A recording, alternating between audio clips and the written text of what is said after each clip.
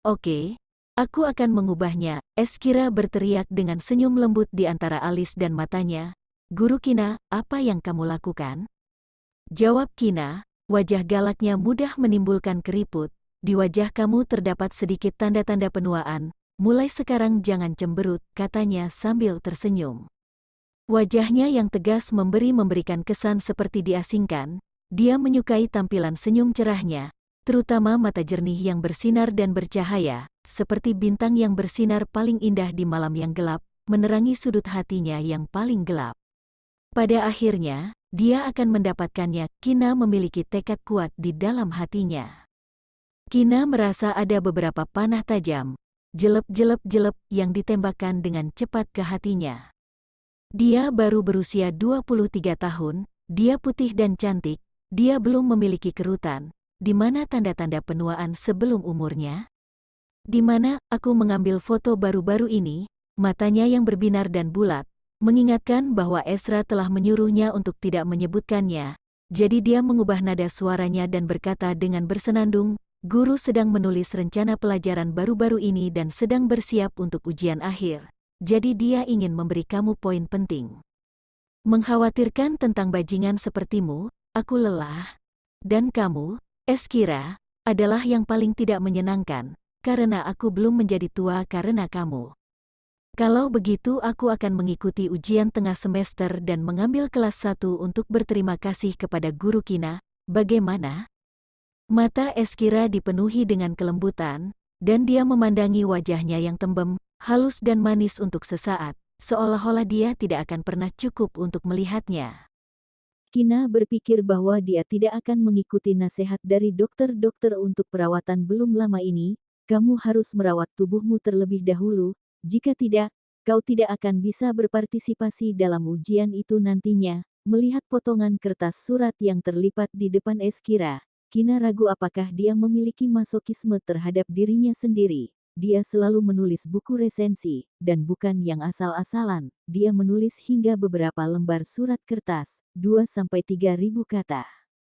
Memang dasar masokis. Guru Kina, besok adalah akhir pekan, apakah kamu masih akan datang menemuiku? Dia secara khusus menekankan akhir pekan, dan matanya yang hangat menatapnya dengan penuh ekspektasi dan harapan bahwa orang tidak tahan untuk menolak. Jika gurunya baik-baik saja, Kina ragu-ragu sejenak sebelum menjawab. Dia berhenti, dan kemudian berkata, "Ngomong-ngomong, apakah kamu ingin makan buah? Guru akan mencucinya untukmu." Eskira dengan cepat menarik ujung matanya ke keranjang buah yang diletakkan di meja samping, dan matanya yang lemah lembut terlihat seperti merencanakan sesuatu yang nakal. "Delima," dia perlahan mengeluarkan 2 kata, dan kemudian mulai membenamkan dirinya dalam menulis review. Kina itu bergerak dengan rapi dan mengambil buah delima untuk dibersihkan kulitnya, lalu dipotong menjadi 2 dengan pisau buah dan meletakkannya di atas meja di depannya. "Baiklah," sudut bibir indah Eskira berkedut, menatap 2 bagian buah delima untuk waktu yang lama, sebelum membuka bibirnya dengan ringan. "Guru Kina, aku sedang menulis review, jadi bagaimana aku bisa makan itu? Sangat merepotkan bila tanganku menjadi kotor dan aku harus mencucinya." Kina tercengang, lalu matanya berputar. Tunggu sebentar, setelah itu, dia mengambil buah delima tersebut, pergi ke lemari dan mengambil mangkuk dan sendok stainless steel, memindahkan biji delima ke dalam mangkuk, dan membersihkan kulit-kulit ari delima tersebut. "Dengan cara ini tanganmu tidak akan kotor dan mudah dimakan." Dia meletakkan mangkuk berisi biji delima di atas meja, katanya penuh kemenangan.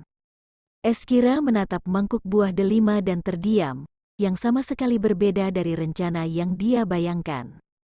Gambar fantasinya adalah jari-jarinya yang putih dan ramping yang mengupas biji delima merah dan berair, dan kemudian menyuapinya makan. Kina tinggal di bangsal Eskira selama siang hari. Dia tidak meninggalkan rumah sakit sampai dia makan malam bersamanya, dan menelepon Ezra.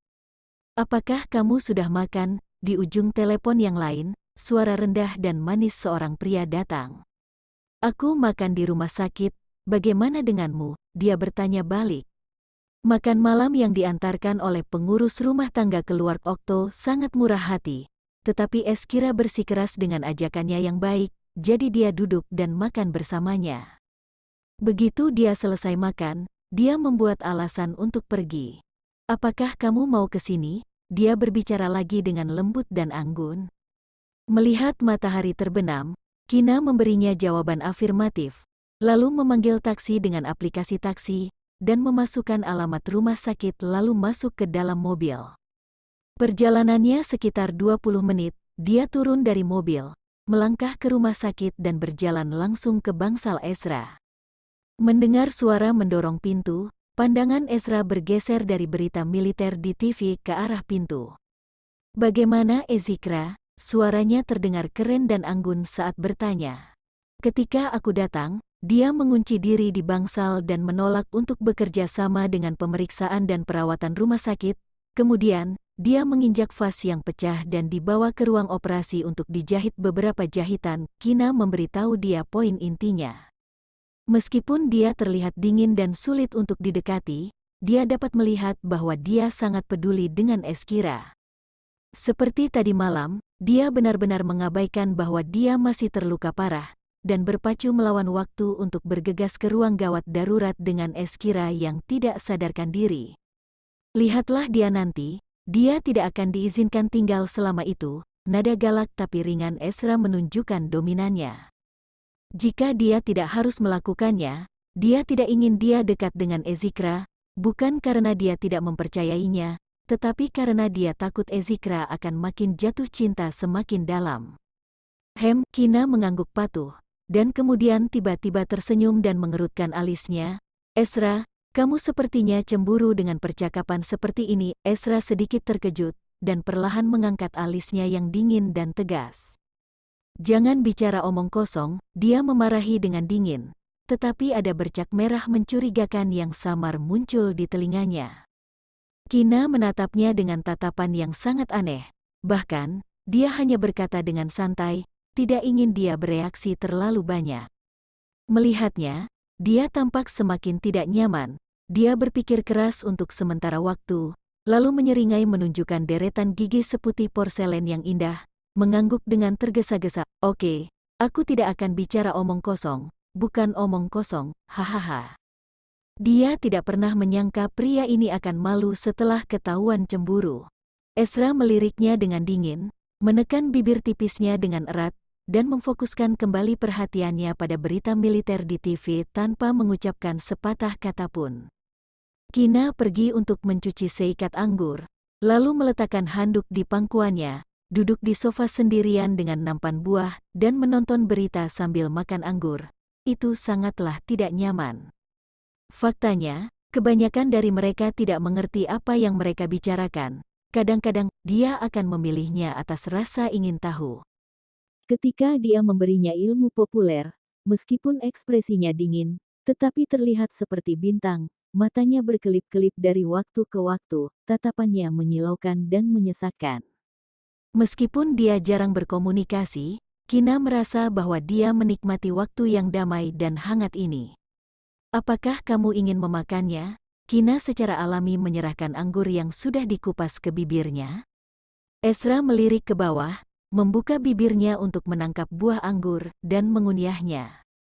Detik berikutnya, rasa asam terasa di mulutnya, matanya menyipit, dan wajahnya berkedut kemasaman. Dia mencurigai kelakuannya, tetapi melihat bahwa dia terlihat sama, dia masih mengupas anggur sambil menonton berita. Matanya ditutup dan menelan anggur di mulutnya dengan ekspresi tenang. Dia mencurigainya dengan sengaja, tetapi melihat dia terlihat sama, dia masih mengupas anggur sambil menonton berita. Menutup matanya dan menelan anggur di mulutnya dengan ekspresi tenang. Setelah beberapa saat, Kina mengupas anggur lain dan menyerahkannya ke mulutnya. Ezra sebenarnya tidak suka makan buah. Dia melihat anggur besar dan bundar di depannya. Dia ragu-ragu sejenak, dan merasa tidak mungkin asam, jadi dia menundukkan kepalanya lagi dan memegang anggur itu di tangannya. Tanpa diduga dan tak terduga masih asam, seluruh mulutnya penuh dengan rasa asam, jadi dia tidak bisa menahan diri untuk tidak mengerutkan kening, dan matanya sedikit menyipit. "Kenapa masih asam? Apakah semua anggur asam?" Dia bertanya dengan kedutan di sudut mulutnya, merasakan asam di perutnya. Ini asam, Kina mengangguk, dan kemudian teringat sesuatu. Apakah kamu tidak asam? Dia menjawab dengan jujur.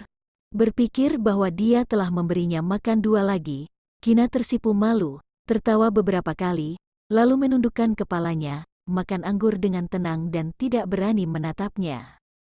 Sampai sedikit setengah dari anggur yang tersisa, dia mengeluarkan suara kejutan, dan kemudian dengan cepat menyerahkan gigitan anggur ke mulutnya, dan berkata seolah-olah untuk menyenangkan, yang ini manis. Ezra memandangi anggur yang setengah digigit, matanya yang gelap bersinar dengan kilatan api, dan dia membuka bibirnya untuk menggigit jari-jarinya yang putih dan lembut. Ya, kamu menggigit jariku. Takut, Kina merasa hangat sebelum dia selesai berteriak. Lidahnya yang basah menyapu ujung jarinya, dan dia menarik napas pahit karena kaget. Dengan ledakan, wajahnya yang putih seperti porselen berubah merah dalam sekejap. Ketika dia kembali sadar, dia buru-buru menarik tangannya, tetapi pria itu mencekik pergelangan tangannya yang ramping 1 langkah di depannya, menariknya dengan keras, dan menariknya ke dalam pelukannya, dengan cerdik tanpa membiarkannya mengenai luka di dadanya. Mangkuk buah di pangkuannya jatuh ke tanah. Jangan biarkan dia menolak, bibir tipisnya yang seksi dan menawan menutup mulut kecilnya. Bibirnya terbuka sedikit karena seruannya, sehingga lidahnya yang panas dapat dengan mudah menembus dan terjerat dengannya. Ada bau anggur yang manis dan manis di mulutnya, yang membuat orang mabuk. Kina terkekeh pelan, dan melingkarkan tangannya di lehernya secara tak terkendali, dan menanggapi dendeng ciumannya yang lama dan dalam. Sampai ciuman itu begitu gelap, dia meninggalkan bibirnya dengan tiba-tiba, menjaga jarak sedikit darinya. Didorong olehnya tanpa peringatan, Kina tumpul selama beberapa detik, menurunkan matanya, sedikit sakit di hatinya. Ezra melihat ekspresinya, meraih pergelangan tangannya dan menekannya di suatu tempat, dan menjelaskan, jika kamu melanjutkan, kamu akan kehilangan kendali. Kina tersipu, dan tiba-tiba menarik tangannya. Memarahi, Ezra, kamu semua terluka, dan ada hal-hal seperti itu. Setelah selesai berbicara, dia mengambil mangkuk buah yang jatuh di tanah, dan kemudian menyapu anggur yang berserakan ke keranjang sampah. Sambil mengeringkan noda air di tanah, dia terkekeh dan berkata, kamu bilang, aku sangat suka makan asam, apakah karena aku hamil?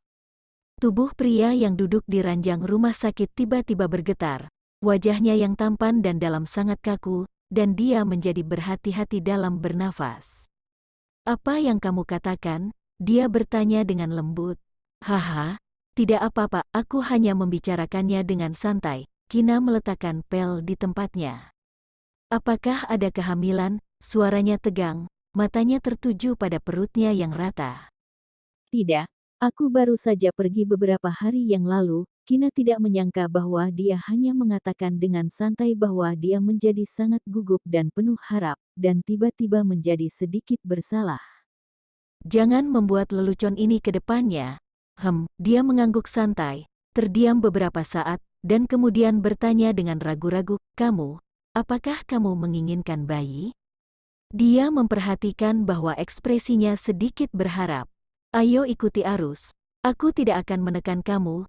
Kami akan dilahirkan kembali ketika kamu ingin menjadi seorang ibu.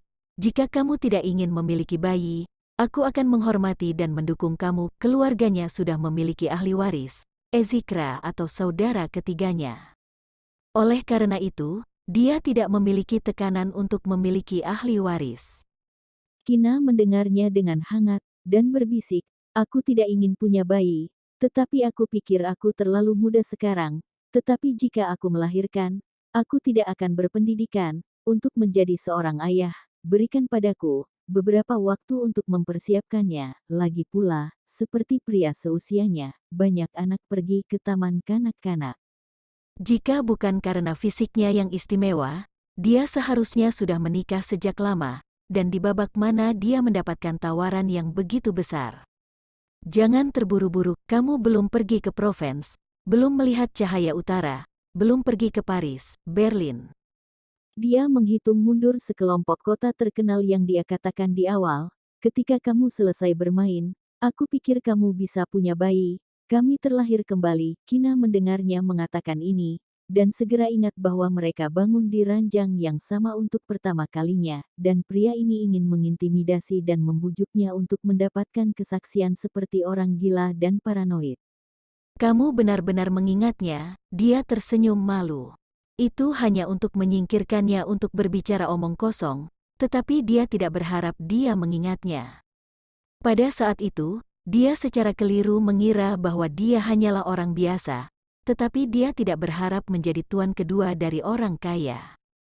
Dia merasa malu dan malu ketika dia memikirkan lelucon yang dia buat. Ingat reaksi keriting ketika dia bangun untuk pertama kalinya masih segar dalam ingatannya. Aku pikir kamu pasti orang gila pada awalnya, jadi aku hanya ingin mendapatkan sertifikat dari seorang wanita yang hanya memiliki hubungan satu malam. Kina menjulurkan lidahnya dan berkata sambil tersenyum. Ezra tidak berkomitmen, siapapun yang mengubahnya harus merasa bahwa perilaku seperti itu gila. Melihat bahwa dia tidak berbicara, dia melanjutkan, aku sangat menolak pernikahan ini pada awalnya, itu tidak ada dalam rencana aku, dan aku tidak tahu mengapa kamu akan mendapatkan sertifikat dari aku, rasanya dingin dan mengerikan dan kuat. Tapi perlahan-lahan akur dan menemukan bahwa meskipun kata-katanya sedikit kurang, mereka masih dingin, yang sebenarnya tidak mengerikan, meskipun kamu kuat dan mendominasi, kamu tidak pernah memaksaku untuk melakukan sesuatu yang tidak aku sukai lagi, kecuali soal mendapatkan sertifikat, dan kamu sangat baik padaku setelah jeda. Aku menggigit bibir aku sebelum melanjutkan, meskipun aku selalu ingin menceraikan kamu pada awalnya, tetapi sekarang, ide ini tampaknya memudar secara bertahap. Aku pikir aku mulai menyukai kamu sedikit, jika tidak ada kejutan, aku akan selalu pergi bersamamu. Ini bukan cinta yang kuat yang dia bayangkan, tetapi air yang mengalir lama ini secara tak terduga membuatnya merasa sangat nyaman. Ezra dengan lembut memeluknya, menatap wajahnya yang serius. Kata-katanya memicu gelombang besar di hatinya, tanpa dekorasi sama sekali, itu adalah kata-kata yang paling indah. Istriku, aku akan selalu memperlakukanmu dengan baik dan tidak akan kehilanganmu, janjinya. Senyum menawan terlukis di antara alisnya, dan dia mengangkat kepalanya dan menekan ciuman di bibirnya.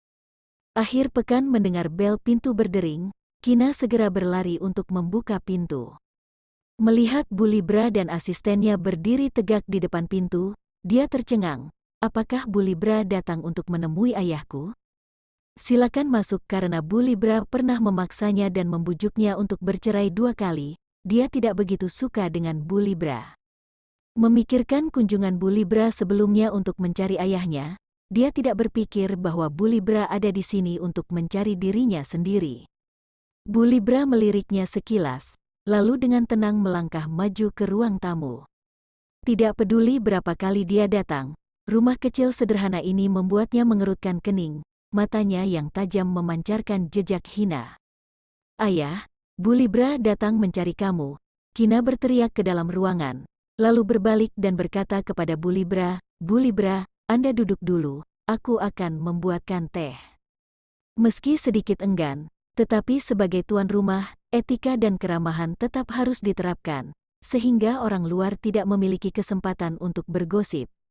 Ayah Kina keluar dari ruang belajar, melihat Bu Libra duduk di sofa dengan tenang, wajahnya memuram.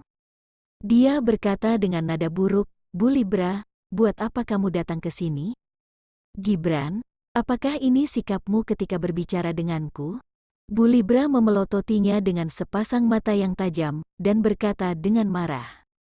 Ayah Kina mendengus dan duduk di seberang Bu Libra.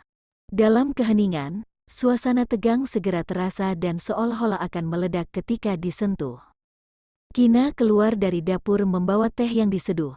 Suasana tegang dan aneh ini membuatnya sedikit gelisah. Dia dengan hati-hati menuangkan secangkir teh untuk Bu Libra dan asistennya, lalu menuangkan secangkir lagi untuk ayahnya.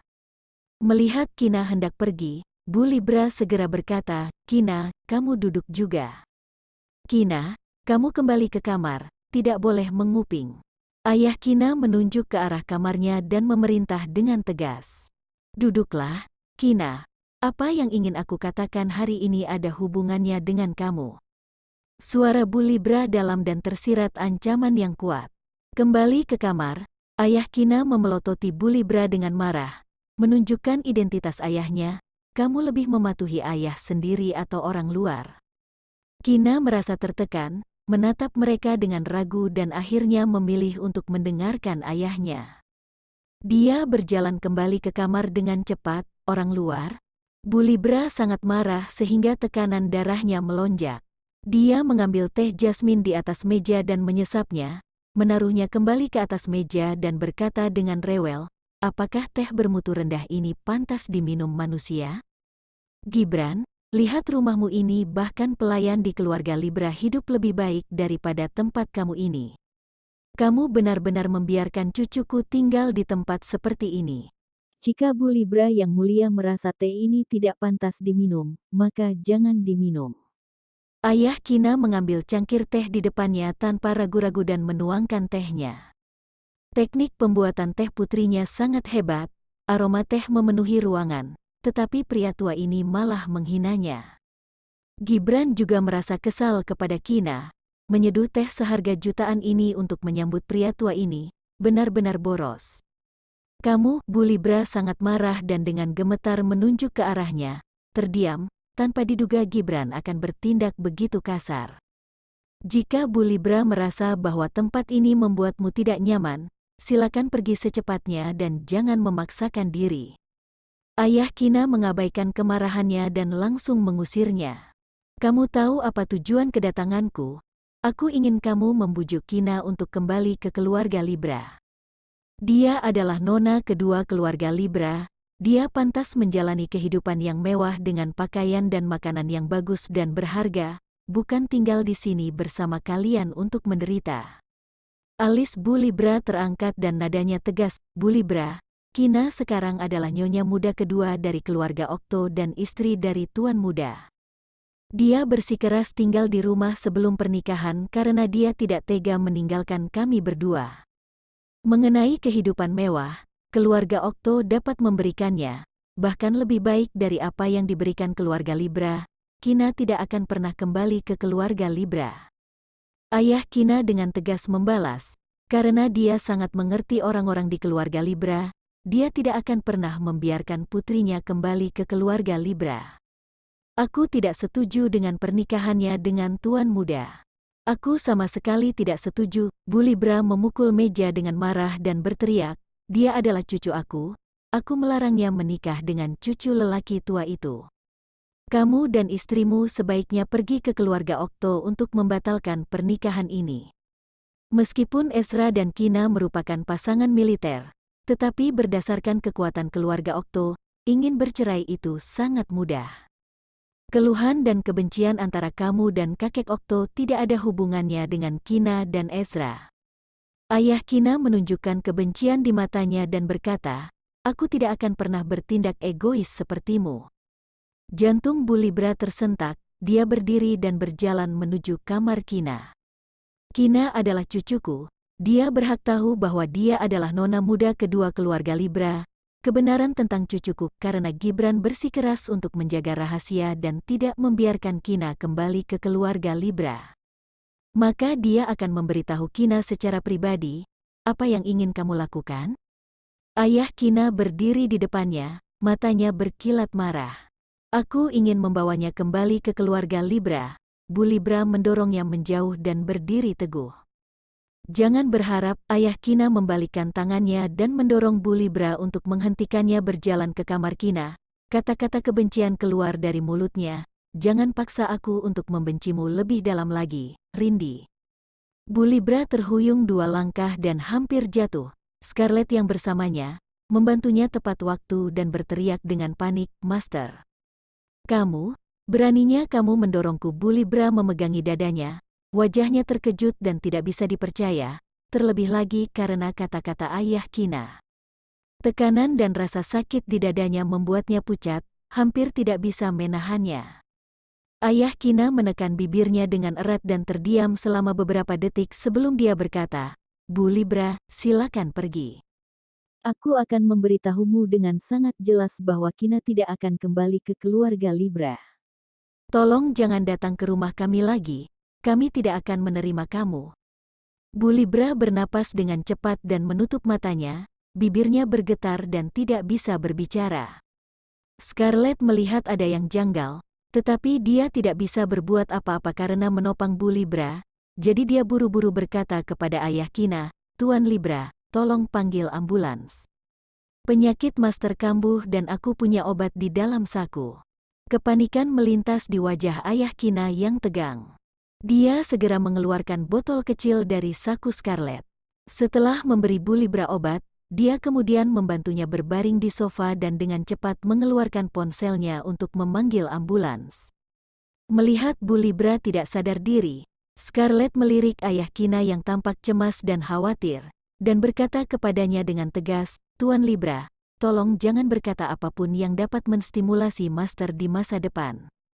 Tekad Master untuk nona muda kedua kembali ke keluarga Libra tidak bisa diganggu-gugat lagi. Kamu juga tidak dapat bersaing dengannya. Daripada menolaknya, sebaiknya kamu pikirkan tentang bagaimana membuat nona kedua kembali ke keluarga Libra. Scarlett menghela nafas dari lubuk hatiku karena Tuan Libra tidak bisa melihat niat baik di balik kekeras-kepalaan Master. Daripada membujukku di sini, lebih baik kamu membujuk tuanmu untuk tidak datang ke rumahku di masa depan.